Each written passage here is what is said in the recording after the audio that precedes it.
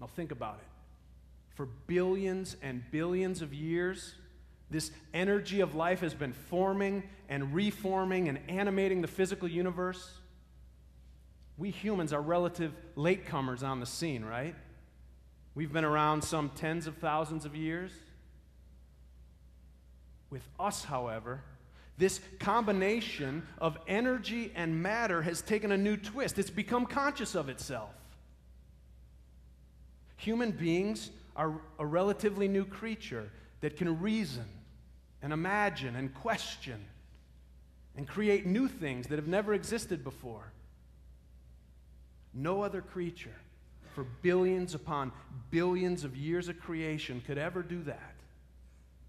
So suddenly the spirit of life, which has been around forever and ever, has for the first time with the appearance of human beings the chance to choose, to manifest as good or evil. Suddenly with the appearance of humans, a new manifestation of the Spirit comes into being in the form of inclusive love, forgiveness, gratitude, mercy, kindness, compassion. All of these never existed before. Now think about it. These may have been potentials, but they require us to make them real.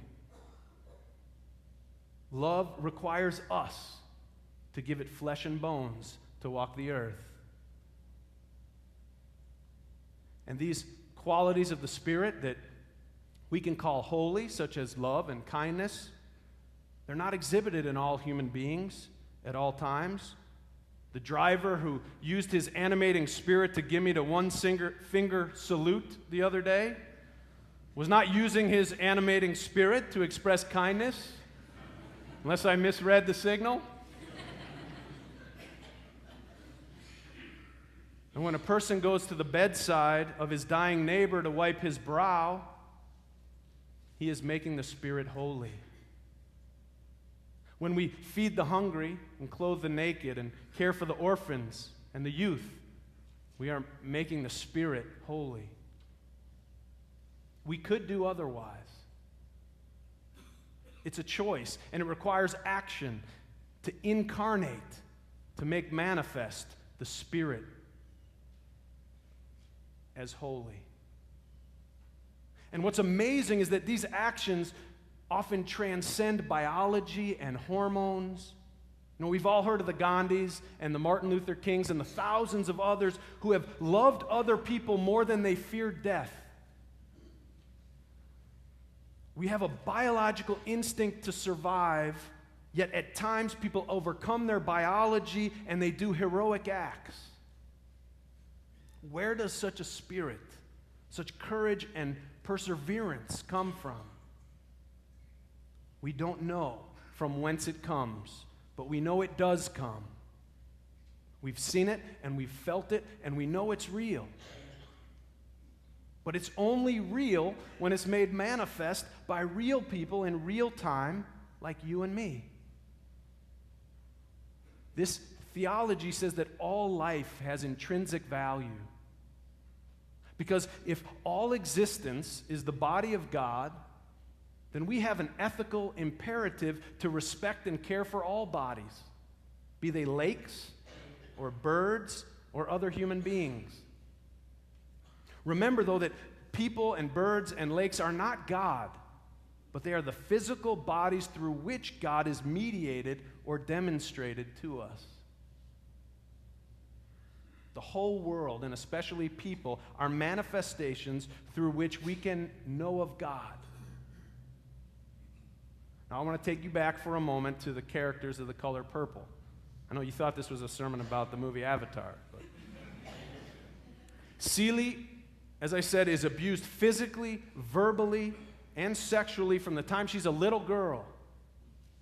And one of her abusers, Alfonso, warns her that she better not never tell nobody but God about his abuse. For years, Celie writes letters to God, telling God of her torment. But despite her writing to God in private, she remains confused, and abused and unable to protect herself. But once she tells her friends, Shug and Sophia, she finds comfort and strength. You see, the invisible God that she writes to in private could not help her.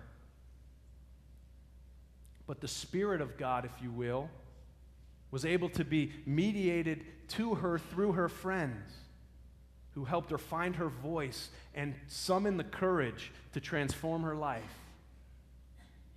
It is in sharing our lives with one another here in church and at home that we have the opportunity to encounter the living God.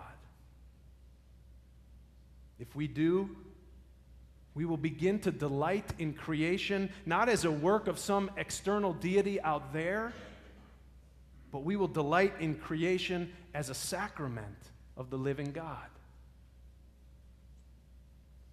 In this way, we might realize that we live and move and have our beings in God, in spirit.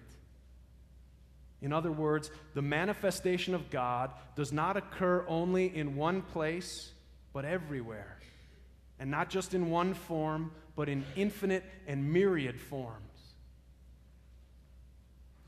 As I end, I hope I'm not leaving you feeling like Seeley, who said, well, us talk about God, but I'm still adrift, trying to chase that old white man out of my head.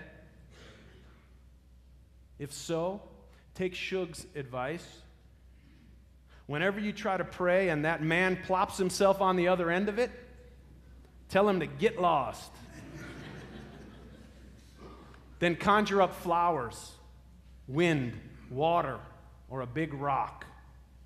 Or see the face of Jesus, or the kindest companion you've ever known. And know that indeed, you are in the presence of the living God. Amen.